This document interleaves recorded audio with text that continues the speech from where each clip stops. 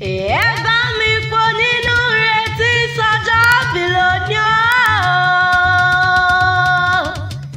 Ridwan wà ní gbójú náà ni mo ń ké sí lọ́wọ́.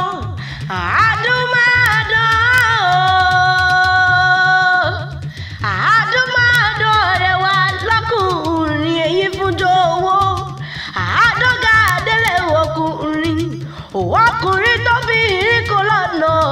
tóbìnrin kò lọ́nà torí bẹ́ẹ̀ yóò bá dókòwò ẹni àti ìjàlẹ̀ ẹni.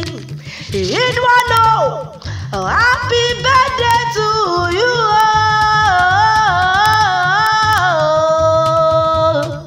Ọdún èyí tó wà ṣèkò ní jásẹ̀mọ́ ọmọ Ìbàdàn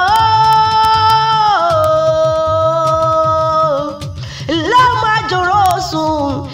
Ìbàdàn oníbánisọ̀rọ̀ àmọ́ bẹ́ẹ̀ ni ìrògùn lọ́mọ jẹ́ gbìyànjú wọ́n máa jẹ gbẹ́jẹ́ ìkarahun àfi ìkarahun fọ́rí mu. Ìbàdàn lọ́jọ́ ìlú Àjàyí, ìlú Ìbíkúnlé alágbàlá jẹyà, ìlú Ògúnmọ́lá olódògbò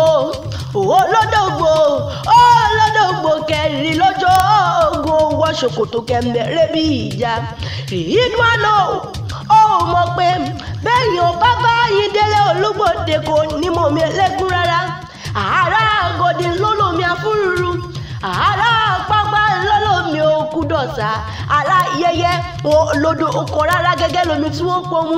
Ààrẹ Ìbàdàn ló lágbádá lúgúdù odò wọ́n máa lọ́lọ́. Ridwan lámàrọ̀lọ́wọ́ sọ bọ́yọ̀ kí ọmọ àríkéyọ̀ gbọ̀ngàn òjò láromiwẹ̀ nílẹ̀ àrólú.